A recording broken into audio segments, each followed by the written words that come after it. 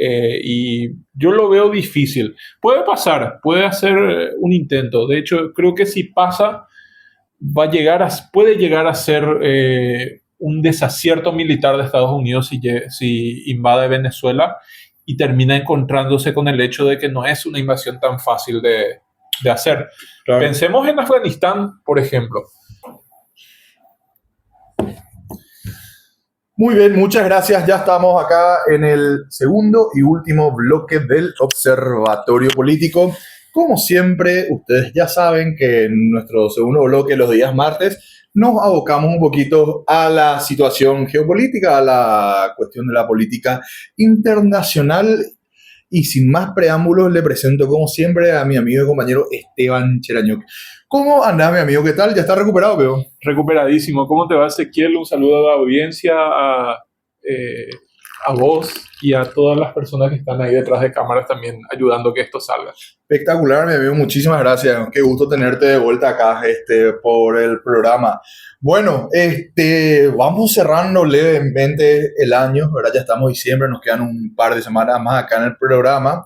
Y nosotros también acá con el amigo pensando un poco, bueno, ¿qué vamos a abordar en estos últimos programas? Dijimos, bueno, no abordamos nada de manera tan general. Siempre hablamos de un país, de una situación, de una elección en particular, de un evento en específico. Nunca abordamos algo de manera un poco más general, que es la disputa por Sudamérica, ¿verdad? ¿Qué es lo que está pasando, por lo menos acá en nuestros 10 países acá, de Colombia, Venezuela hacia abajo? ¿Qué está pasando con la situación política, verdad? ¿Quiénes están gobernando, quiénes no? ¿Qué cosas se vienen? La influencia de los Estados Unidos, qué está pasando. Entonces, eso y mucho más vamos a tratar. Y para arrancar, dio la casualidad que el día de ayer el New York Times en español sacó un ensayo, un invitado, dice: no te dejes engañar por el silencio en Latinoamérica ante Trump. Y arranca con las primeras líneas del poema de un nicaragüense, Rubén Darío, que se llama A Roosevelt, era el presidente de Estados Unidos en ese momento, en 1904. Dice: eres los Estados Unidos, eres el futuro invasor de la América ingenua que tiene sangre indígena. Y 1904 parecerá muy lejos, es que no es que parece, es lo lejos. Ninguno de los que están escuchando, ni nosotros que estamos hablando, no hay nadie en este momento, creo yo, con vida que haya estado en 1904. No obstante, la situación es bastante similar. Intento de invasiones, es más, cuando escribe este poema a Roosevelt en 1904, da la casualidad que como ahora había presencia marítima estadounidense en el Mar Caribe, por ejemplo. Claro. Mira cómo se empiezan a aparecer las cosas. Entonces queríamos arrancar un poco con eso, porque si hay algo que viene marcando el ritmo de la cuestión sudamericana en este último año, fue que Trump ganó la presidencia de los Estados Unidos. Totalmente. Ha sido un nuevo intento, o sea, la victoria de Trump y esta nueva presidencia ha sido un nuevo intento por recuperar una influencia más explícita en Latinoamérica, que es una influencia que había perdido en cierta manera, sobre todo después de este periodo de los llamados socialismos del siglo XXI, que son todos estos gobiernos de tendencias de izquierda que existieron en los primeros años del siglo XXI, y que marcaron un poco un rumbo distinto al que tuvo Sudamérica y Latinoamérica en general en el resto de su historia. Entonces, Estados Unidos había perdido una influencia notable con respecto a las influencias que tenía anteriormente, y ahora está en un intento de recuperarla, que se ha intensificado con Trump, ¿verdad? Que ya venía... es un intento continuo, ¿verdad?, que ya venía en otros gobiernos, pero que se ha intensificado, con este gobierno de Trump. Lo que me enseñó la vida, no solo la política, la vida en sí, es que cuando uno ya revela sus verdaderas intenciones, es porque está al horno. Porque las papas queman, es porque te estás ahogando, ¿verdad? Si bien arrancamos diciendo que esto es de Sudamérica, ahora no puedo dejar de mencionar también que es un tema que se estuvo hablando estos últimos 2 días, que el expresidente de Honduras, que es Centroamérica, Juan Orlando Hernández hace unos años había sido condenado y está preso, de hecho, por un tráfico de 400 kilos de cocaína a los Estados Unidos. Sí, Hoy en la situación en donde evidentemente en Honduras no está para ganar un candidato pro-Trump, el todopoderoso benevolente Estados Unidos de América con Donald Trump a la cabeza dice, no, ahora vos sos libre, y te libero de tu condena de 400, por el tráfico de 400 kilos de cocaína, ¿verdad? Esto nomás a modo de poner ejemplo que por más que repitan 1.000 millones de veces en todos los medios de comunicación, yo soy totalmente consciente que yo y acá el amigo Chera no tenemos por ahí el poder de cambiar lo que repiten todos los medios a nivel global, porque tienen millones y más. No obstante, la razón triunfa, ¿verdad? El gobierno de los Estados Unidos con Donald Trump a la cabeza no está buscando más que volver a recuperar el terreno perdido. Y cuando hablamos de terreno perdido, hablamos de recursos. Y acá donde entramos en Sudamérica. totalmente. Acá entramos en Sudamérica, si hacemos un conteo, ¿verdad? De los 10 países, vamos, los 10 países de Sudamérica o los 10 países de la Conmebol, que disputan el mundial más fácil de guiarnos. Claro, porque por cuestiones geográficas, los restantes 3 países que son las Guyanas y Surinam. Guyanas, Surinam y la Guyana francesa, son países que están muy aislados por una cuestión geográfica y pertenecen más a la región del Caribe. Sí, totalmente. Entonces hablamos de 10 países, ¿verdad? Argentina, Brasil, Uruguay, Perú, Chile, Colombia, Ecuador, Venezuela. Hoy tenemos en Brasil, que es la potencia acá en nuestra región, subregión, si se quiere. Un país de 210 millones de habitantes, sexta potencia económica global, que está siendo gobernada por Lula, ¿verdad? Claro. Está siendo gobernado por la izquierda, la principal potencia, ¿verdad? Después tenemos la situación argentina, ¿verdad? Milei gobierna a la derecha, que vuelve de hecho a reafirmar ese liderazgo en esta última legislativa que fue en octubre. Peña, acá en Paraguay, alineado con Milei, con los Estados Unidos, ¿verdad? Un presidente de derecha. En Chile gobierna una izquierda medio light, por decirlo de una manera, suavecita. Una izquierda un poco... Es como ese dulce de leche rebajado con crema. Sí, un poco contrariada con su propio rumbo histórico. Claro. Hay que decirlo, eso es cierto. Después, los demás países creo que han dado un giro a la derecha importante. Ecuador y Bolivia. Ecuador y Bolivia son 2 casos claves donde había una hegemonía progresista bastante fuerte que por distintas cuestiones internas y por distintas disputas políticas ha cedido finalmente, ¿verdad? Claro. Lo que no quiere decir que no sean países en tensión, sobre todo en lo que significa la población en general. Porque también uno puede ver resultados electorales en muchas partes, pero los resultados electorales finalmente terminan siendo producto de la oferta electoral, y la oferta electoral muchas veces está limitada por cuestiones que van más allá de los deseos de amplias capas sociales. Entonces, creo que un caso paradigmático de eso es Bolivia, sí, donde el MAS, que es el partido de Evo Morales, ha tenido una hegemonía muy importante y creo que sigue teniendo un gran porcentaje de aprobación, sobre todo la figura de Evo en la gente y el MAS como fuerza y como proyecto histórico en Bolivia, pero ha sido desangrado por luchas internas muy fuertes que le han relegado del poder y que le han relegado a una posición muy incómoda en la política actual.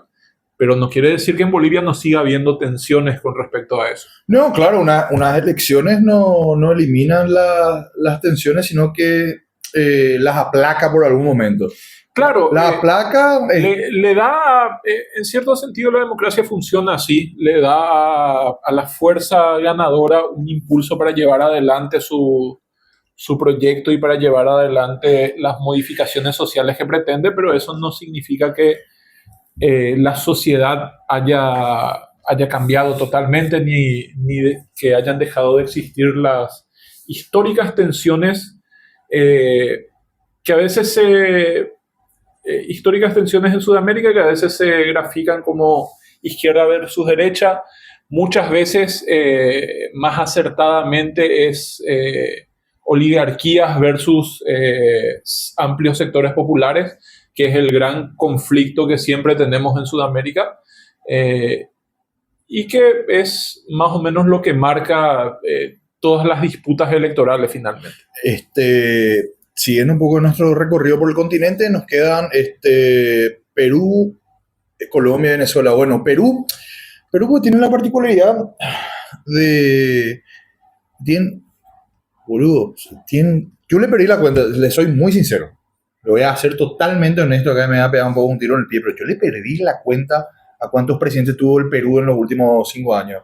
Realmente, yo sé que estoy acá en un programa de política, pero realmente uno le pierde la cuenta, viejo, porque Perú cada ratito cambia de presidente. Un país bastante inestable a nivel político. Sí. Y se vende mucho, como en el caso de Paraguay, la estabilidad económica, sí, la paz de los cementerios, efectivamente. El pago con Perú es el siguiente, que una de las mayores inversiones que hizo China en los últimos tiempos acá en Latinoamérica está en Perú, que es algo que le preocupa a los Estados Unidos, que es el puerto de Chancay, ¿verdad? Sí. Que va hasta Shanghái, China. Entonces, sí, también tiene un poco estética del nombre. El proyecto se llamaba Shanghái a Chancay, ¿verdad? China puso unos $60 mil millones ahí para abrir un puerto en el Océano Pacífico de Perú, ¿verdad? Y también para empezar a tener salida por el otro lado, ¿verdad? Por eso la ruta. Pues el caso de Colombia, que gobierna Petro, gobierna la izquierda por primera vez en la historia de Colombia. Sí, ¿verdad? En una Colombia que, hay que decirlo, ha sido la gran base de operaciones de poder blando, por así decirlo, de Estados Unidos en la región. Sí. Durante mucho tiempo. Que después de ganar Petro en Colombia, eso se ha mudado un poco de polo, ha venido un poco más hacia abajo. Creo que nosotros estamos un poco en esa mira de ser la siguiente base. Pero Colombia ha tenido un proceso democrático interesante que se condice un poco con la historia de Colombia, porque Colombia es un país con muchos conflictos sociales históricos, con muchos conflictos políticos violentos hasta bien avanzado hasta bien avanzada nuestra época, y que terminan esos conflictos configurándose electoralmente de distintas maneras. El caso de Perú es similar. El caso de Perú, esa complejidad que existe en la institucionalidad peruana es producto de la complejidad que existe en la sociedad peruana, una sociedad que ha tenido un conflicto armado, recordemos los 80, los 90 con Sendero Luminoso, esa famosa guerra entre Sendero Luminoso y el ejército peruano, que ha causado mucho daño en Perú y que ha acrecentado divisiones que ya existían de la época colonial, porque nosotros no tenemos que sacar de la ecuación el hecho de que nuestras sociedades modernas se estructuran en base a lo que fueron nuestras sociedades coloniales. Claro. Y es paradigmático un poco ese punto porque nuestras oligarquías son demasiado similares en su visión del mundo a lo que son las oligarquías coloniales de los años 1700, 1800, en el sentido de que no tienen en gran medida un pensamiento de desarrollo soberano nacional, sino que tienen un pensamiento de insertarse como la última cadena de provisión de recursos del gran sistema oligárquico mundial. Claro, que es la famosa división del trabajo. Cuando le hablen de orden mundial, sepan ustedes, mi querido audiencia, claro, la famosa división internacional del trabajo. La división internacional del trabajo, en donde a nosotros, según estas teorías económicas dominantes, dice que nosotros solo nos tenemos que encargar de proveer materias primas al mundo, lo cual es cierto. No quiero nomás perder el hilo de el último país, estamos en Venezuela, que hoy está sufriendo un asedio por parte de los Estados Unidos. Y no es una cuestión para nada rara. A ver, los Estados Unidos hoy, ¿qué están haciendo? Ellos le están metiendo arancelazos a todo el mundo, ¿verdad? Esto hace que se le aumente el costo de sus productos.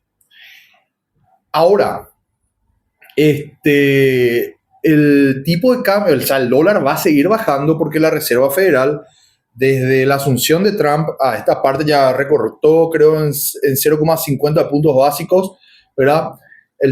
tipo de interés que en cristiano es el precio original del dólar. Para ponerlo más sencillo, lo que cuesta originalmente el dólar cuando sale de la maquinita es ese porcentaje que le pone como precio la Reserva Federal. Va a seguir bajando. Entonces, justamente ya explicamos en este programa que es una estrategia de Estados Unidos para combatir esa gran deuda que tiene. Claro. Combate esa deuda bajando el valor de su deuda. Bajando el valor de su deuda, efectivamente. Y otra cuestión, que si bien es cierto que los Estados Unidos tienen la técnica del fracking y demás, una cosa es tener la técnica, otra también tener las reservas. Y en ese sentido, la mayor reserva de petróleo en el mundo está en Venezuela. Sí, Entonces, no, hay que perder de vista, chicos. Yo no conozco en la historia gente que diga, no, yo hago esto de forma desinteresada porque me interesa el bienestar del otro pueblo. Las pelotas de Mahoma, vamos a ser claros en esto. En este año, en agosto de este año, una empresa china que se llama China Concord Resources Corp, ¿verdad? Invirtió $1.000 millones en Venezuela. ¿Para qué? Para instalar una nueva plataforma petrolera flotante, ¿verdad? Sí. Entonces son cositas que uno tiene que ir persiguiendo así. A la puta, justo a Donald Trump le agarró un ataque de democracia extremis y dice de combate al narcotráfico. Claro, combate. Chico, a ver, ¿vos escuchaste alguna vez el nombre de algún narcotraficante estadounidense? No. No, jaja, bueno, ahí está. Eso sería interesante saber cómo Cuerno, el país que más droga consume, no tiene narcotraficantes, ¿verdad? Y todo el resto de Sudamérica, todos somos susceptibles de ser narcotraficantes y ellos que son los más consumidores no tienen. Rarísimo. Es como que me diga, todo este país juega fútbol. Che, ¿y no ven envió camisetas, pelotas? No. Entonces juega al fútbol. ¿Qué? Tiene que haber pues, hay una cadena. Entonces, hay una presión de los Estados Unidos con un interés muy particular que es el petróleo. ¿Por qué? Porque los Estados Unidos es la sociedad más dependiente del petróleo. Claro, y eso no me hace falta que me crean a mí. Siempre digo con el programa, todo lo que ustedes no me crean a mí, pueden ir a googlear o meter al chat GPT y ahí verán, ¿verdad? Pero Estados Unidos es la sociedad más dependiente del petróleo y justo le agarró una gana de convertir al narcotráfico justo en el país que más reserva de petróleo tiene. Y no solo eso, tiene que ver también un poco con esta disputa por el control político de Sudamérica, en donde, por ejemplo, Venezuela es un estado que se ha sentado en una dirección política específica que va en contra justamente de los grandes intereses de Estados Unidos, y es un gran motor regional. Es un país que tiene una capacidad para llevar adelante debates de distinto tipo. Quizás en Sudamérica ha perdido mucha influencia, eso es cierto, pero en el Caribe, por ejemplo, sigue siendo una fuerza muy influyente y tiene capacidad para generar distintos tipos de vínculos con los países vecinos. Justamente tiene unos vínculos muy importantes con Colombia y con Brasil, que le dan una posición muy fuerte en la geopolítica y muy fuerte en el rumbo de las decisiones que se toman en Sudamérica en general. Porque no tenemos que olvidar que somos una región profundamente interdependiente entre todos los países, sí, ¿verdad? Y donde esa división por ahí que tenemos, esa división nacional, en cierto momento de nuestra historia se pensó no tenerla, se dieron las circunstancias de que pasó así, pero la integración regional puede llegar a ser muy potente puede llegar a ser muy potente para generar unas ventajas competitivas y unas ventajas de recursos y de dinámica de Sudamérica entera que pueden ser muy, muy relevantes para el escenario mundial. Ahí me quiero parar. Dijiste ventajas de recursos, ¿verdad? Durante toda la historia, todas las guerras que se dieron y encima que se justificaron por la paz, por la democracia, por no sé qué pito de flauta, ahora el narcotráfico, ¿verdad? Hace 20 años todos los malos del mundo eran los árabes, ahora son todos los sudamericanos porque somos todos narcotraficantes y hace 40 años eran los comunistas. Van cambiando y son los mismos los que le creen, ojo, ¿verdad? Refuerza prejuicio por eso. Pero hablamos de recursos, ¿verdad? Hoy, ¿hacia qué avanza el mundo? El mundo avanza, por ejemplo, hacia los autos eléctricos. ¿Con necesitas baterías? ¿Con qué se hace batería? Con litio. El 67% de las reservas a nivel global de litio ¿En dónde está?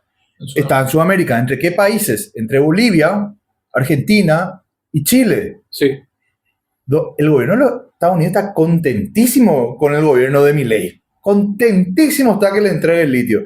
Contentísimo que los bolivianos hoy entreguen litio. Y es probablemente lo que pase en Chile, ¿verdad? Porque si bien la oficialista Janet Jara ganó las elecciones, las primarias. O sea, no las primarias, las generales, ahora están al balotaje. No tiene buenos números para el balotaje, ¿verdad? Y lo que se disputa ahí son recursos. Entonces yo quiero bajar un poco acá a Paraguay, a lo nuestro en concreto. Nosotros somos un país que nos jactamos de tener 2 hidroeléctricas, pero seguimos utilizando como fuente de energía, por ejemplo, más biomasa, ¿verdad? sí, Biomasa, leña y demás cosas. Por ahí acá en el centro de la ciudad no usamos tanto, pero mayoritariamente, según este dato, lo voy a ser muy sincero, este dato yo lo había leído en un documento técnico que había presentado el PLRA hace 4 años, más o menos, 4 o 3 años, había presentado un documento técnico muy interesante. Veía que la mayoría de la fuente de energía del país es biomasa, leña, ¿verdad?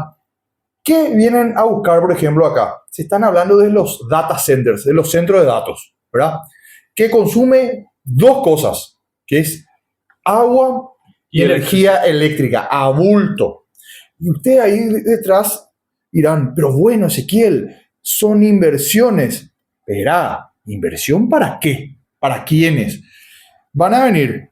Los data centers nos generan un puesto de laburo. Te van a instalar seguramente 2 aire acondicionados, algo. No genera nada concreto. sí. No te genera, tampoco no hay transferencia de conocimiento. ¿Qué quiere decir esto? Te voy a enseñar a hacer esto, porque primero tampoco no sé si tenemos la cantidad de gente capacitada para recibir ese conocimiento y tampoco a los inversores, entre muchas comillas, les interesa transferir ese conocimiento, ¿verdad? Yo no sé vos, Esteban Cheraño, pero yo no estoy dispuesto a tener sucesivos cortes de luz durante todo el verano, ¿verdad? Para que 10 gloriosos data centers minen Bitcoin y después en un diario internacional diga el milagro paraguayo que tiene impuestos bajos y reciben inversiones mientras nosotros acá nos cagamos de calor en el verano. Claro. Yo no estoy dispuesto, no sé vos. Y sobre todo cuando esas inversiones no se notan en lo que se deben notar, porque justamente cuando uno da esta idea de, bueno, recibimos inversiones, lo que está de fondo es, bueno, las inversiones son un vehículo ¿para qué? Para el desarrollo nacional, Claro. para la riqueza nacional, para vivir mejor, para que todos podamos vivir mejor al fin y al cabo. Lo que termina pasando es que se reciben estas inversiones en donde no hay, como vos dijiste, no hay contrapartida en términos de generación de empleo, porque es muy muy pocos recursos humanos lo que utilizan esos lugares. Vienen con tecnología cerrada del exterior, generalmente vienen con equipos del exterior que son los que instalan estos grandes data centers y los dejan funcionando con pocos recursos humanos, como ya dijimos. Se llevan mucha energía, lo cual implica que para el resto queda menos energía para el desarrollo industrial, para el desarrollo de las comunidades, para el uso diario de nuestras ciudades, queda menos energía disponible, que es un problema también porque Yacyretá probablemente con esta instalación de estos grandes data centers empiece a quedar, a comprometer su capacidad de producción, Itaipú y Yacyretá, digo, no solo Yacyretá. Y también genera utilización de tierra, entonces genera todas estas cosas. Entregamos tierra barata, entregamos energía barata, entregamos agua barata. ¿A cambio de qué? ¿A cambio de qué?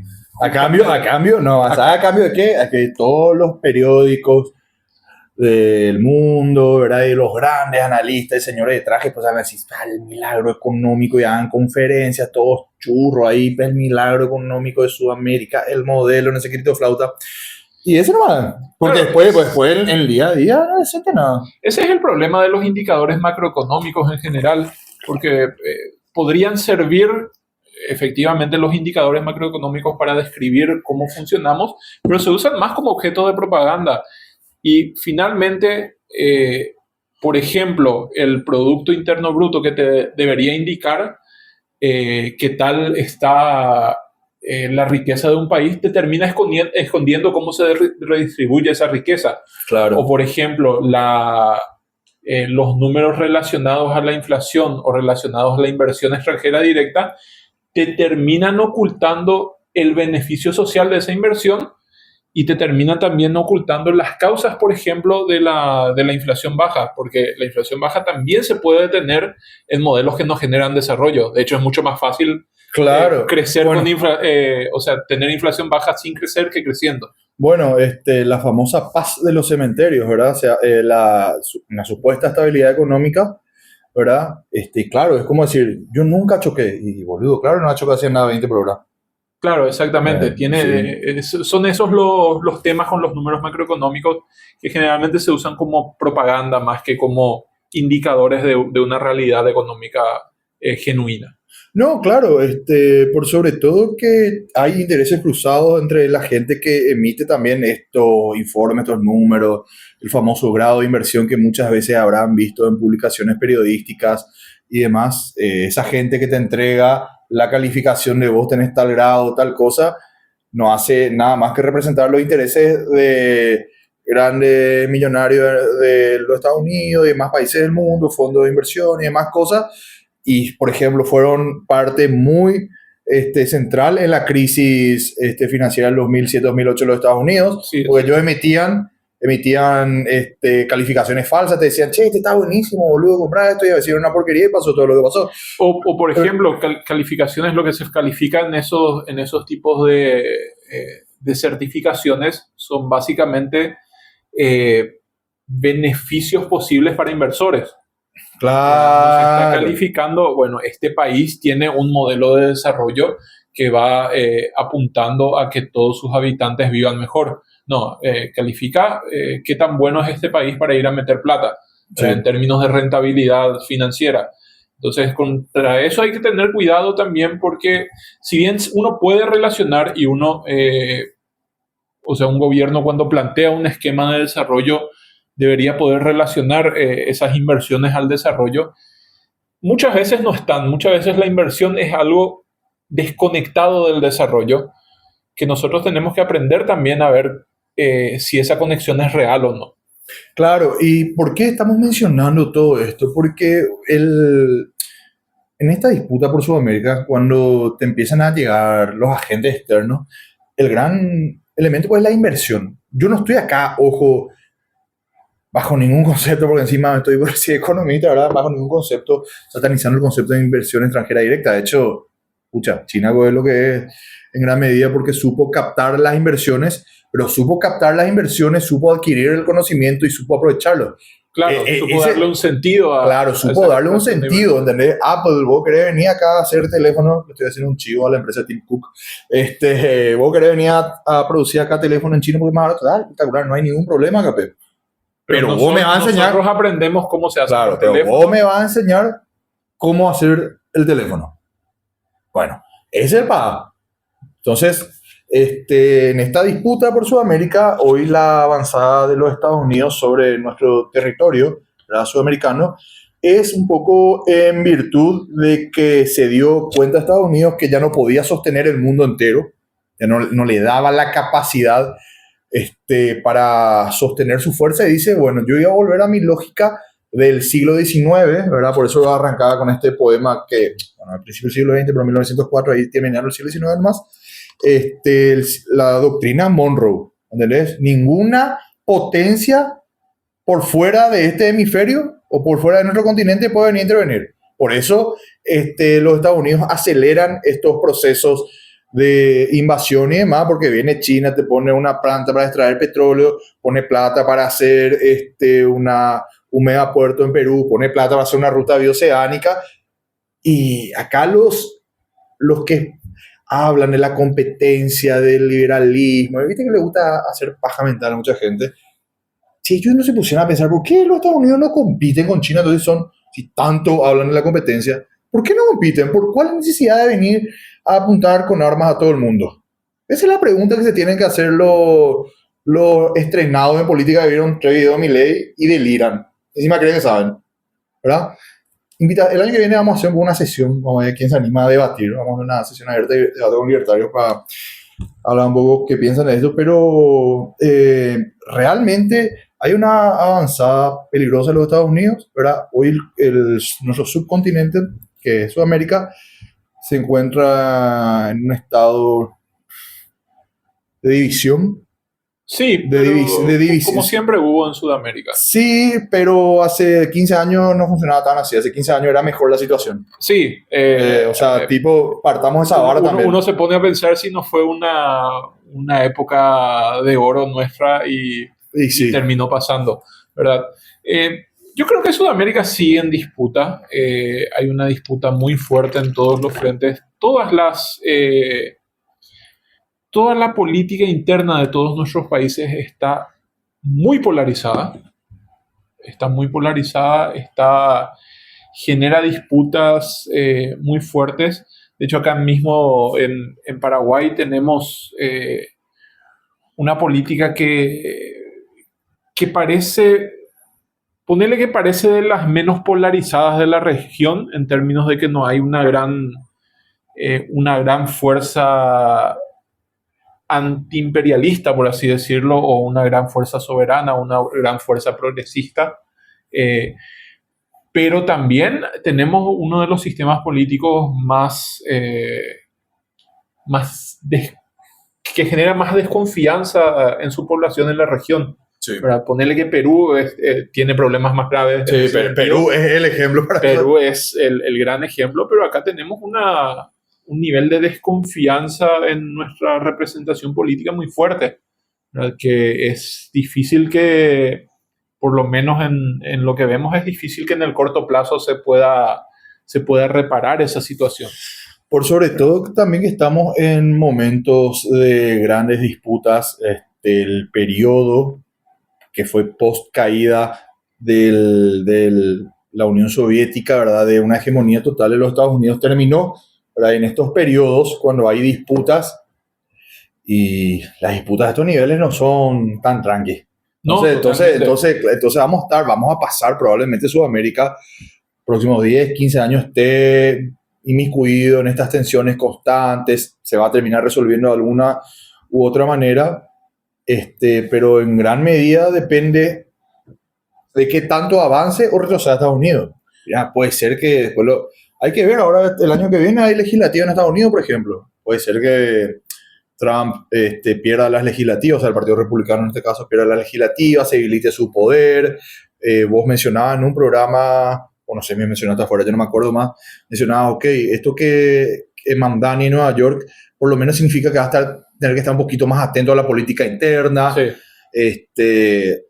Hay una serie de elementos que podrían un poco frenar dentro del Estados Unidos mismo esta suerte de avanzada, ¿verdad? Claro, totalmente. Pero al día de hoy, Trump sigue teniendo vía libre.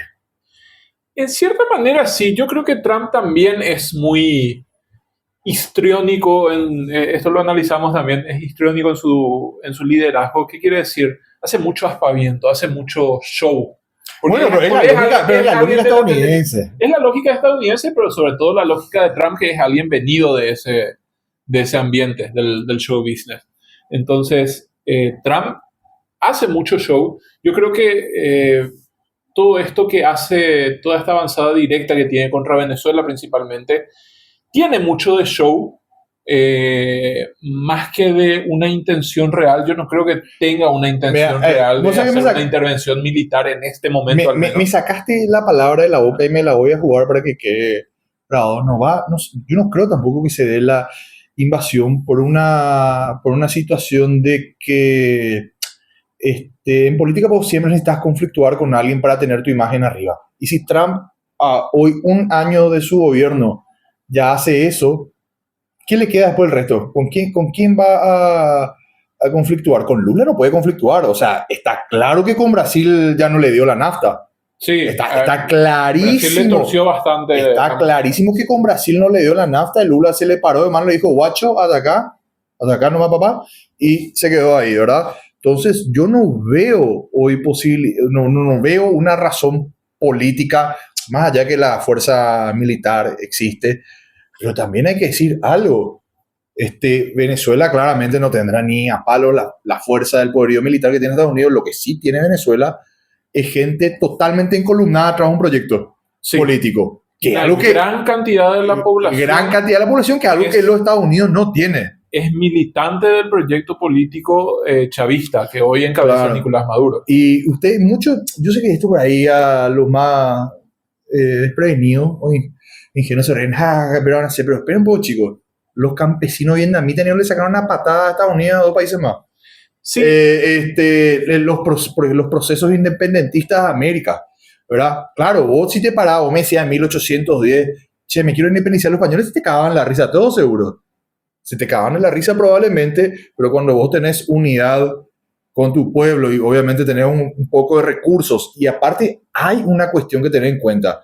Pasó cuando se dieron las independencias africanas en el siglo pasado, pasa ahora con los procesos revolucionarios en el África, pasó cuando los países americanos se empezaron a independizar a principios del siglo XIX, cuando hay un conflicto allá arriba. Cuando hablo de arriba, hablo de las potencias, Europa, Estados Unidos, China, Rusia. Cuando hay un conflicto allá arriba, los de abajo podemos hacer nuestro zarambí y nos salen medianamente bien las cosas, porque ese fue el contexto en el cual se dieron los procesos independentistas, tanto Asia, África y América. Sí. ¿Verdad? Y hoy hay ese contexto también.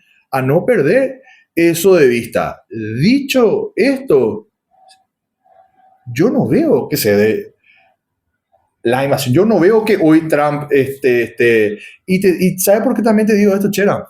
Y de audiencia, por supuesto.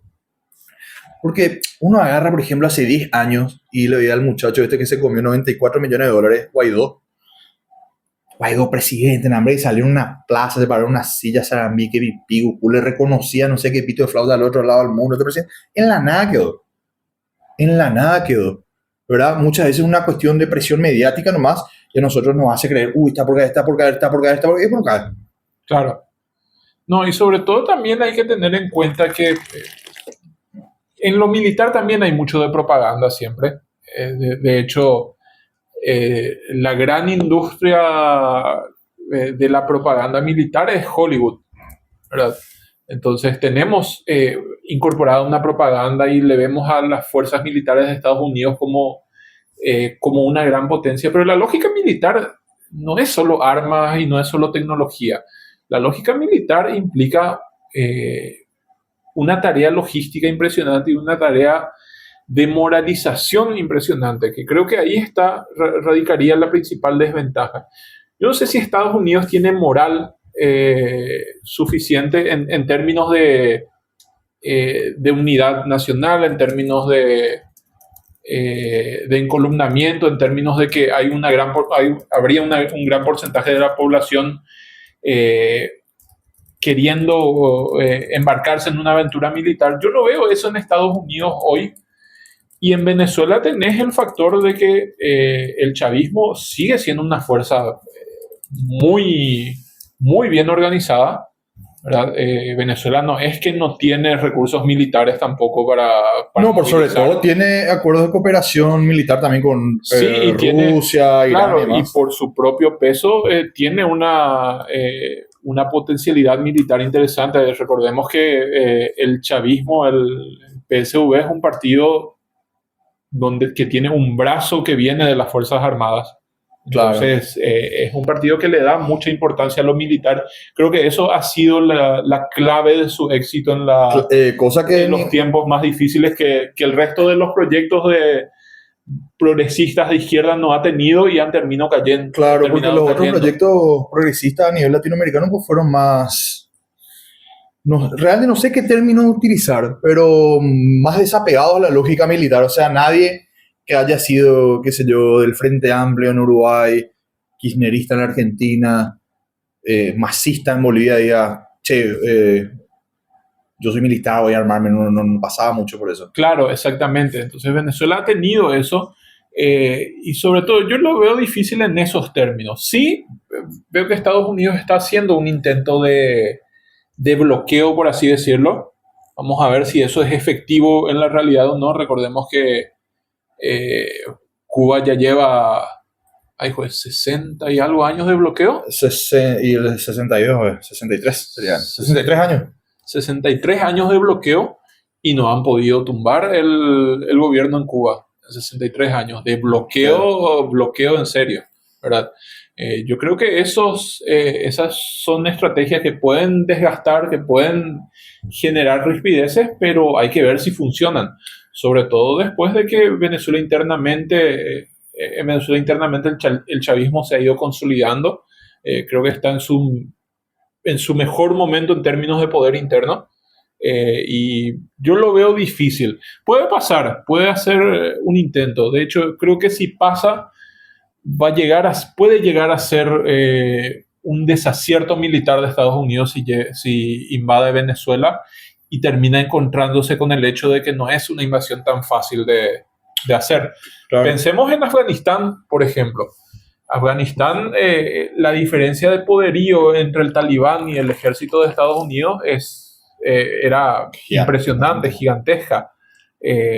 Y estuvieron fuera del gobierno los talibanes durante mucho tiempo. Y al día y medio ya agarraron el poder. Y después, cuando consiguieron reagruparse, consiguieron expulsarle a los estadounidenses en un mes de campaña militar. Sí. Entonces es algo que hay que tener en cuenta cuando se habla de lo militar. Lo militar no es solamente tecnología y soldados en formación y cosas así. Claro, no, bueno, Ucrania mismo también la misma cuestión. Ucrania, pucha, desde que comenzó, yo estoy escuchando, ya se está por ganar, ya están por ganar. Y vamos ahora a noviembre del 2025. Es una guerra larguísima. Larguísima. Que se mueve, si uno empieza a ver los reportes de la guerra entre Rusia y Ucrania, las disputas son por pedazos de territorio de un par de kilómetros cuadrados, claro, en donde se están enfrentando durante meses. Sí. Sí. Es un avance lentísimo en una guerra de trincheras muy impropia de esta época, casi parecida a la Primera Guerra Mundial en ese sentido. Así mismo. Para cerrar, mi amigo, bueno, la situación en Sudamérica. Las próximas elecciones que tenemos acá en nuestro subcontinente es el balotaje de Chile. El balotaje de Chile, que posiblemente gane la derecha, porque sí. Yo creo que la izquierda en Chile ha cometido muchos errores. Sí. Se esperaba una renovación de la izquierda, por eso fueron los partidos más nuevos los que terminaron ganando. Sobre todo se esperaba un liderazgo con respecto al proceso de una nueva constitución, que no se ha dado de esa manera, ha cometido muchos errores.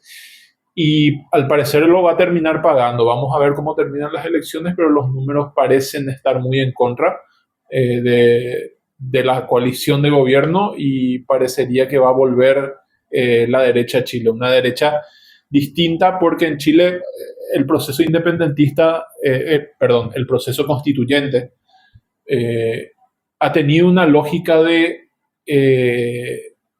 ruptura con el viejo sistema de partidos. Porque uno puede ver la derecha de Kast, por ejemplo, no es la derecha previa al Boric.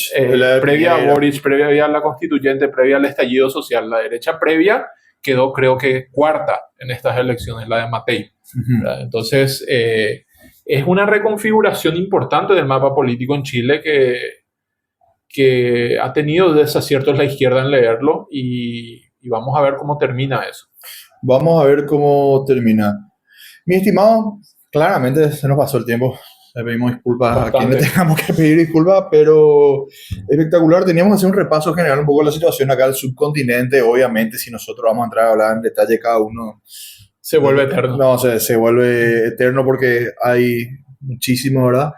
Pero en líneas generales, será un continente de disputa, haciendo un poco el recuento, tener Colombia, Venezuela, Uruguay y Brasil con gobierno, y Chile hasta el momento con gobierno a la izquierda, y por otro lado con gobierno a la derecha, Ecuador, Paraguay, Bolivia, Argentina, Perú. Sí. ¿Verdad? Y vamos a ver qué pasa en Chile, pero parece que va a ganar la derecha. Muy bien, nos despedimos, mi amigo. Dale, nos despedimos. Un gusto estar en el programa, y ya estamos llegando a los últimos programas. A ver un poco, hoy es 9 y creo que nos quedan 2 más, dos más, ya nomás nos quedan. Así que ya vamos a ir dictaminando, viendo un poco con qué cerramos el año. Muchísimas gracias, mi estimado el amigo Esteban Cheraniuk. Nosotros nos vamos despidiendo. Esto fue el Observatorio Político. Se quedan prendidos a la programación de 89.7 Radio Paraná FM y Paraná Medios. Nos siguen como Paraná Medios, por supuesto, en todas nuestras plataformas en YouTube, Twitch, Instagram y Facebook. Y el programa ha sido presentado por el grupo IDICOM para sus camionetas MG y Maxus, que son de procedencia inglesa, y le va a venir espectacular a todos los candidatos y candidatas para las próximas elecciones para llevar Encarnación y el departamento por su pecho bañando. Nos despedimos y hasta la próxima.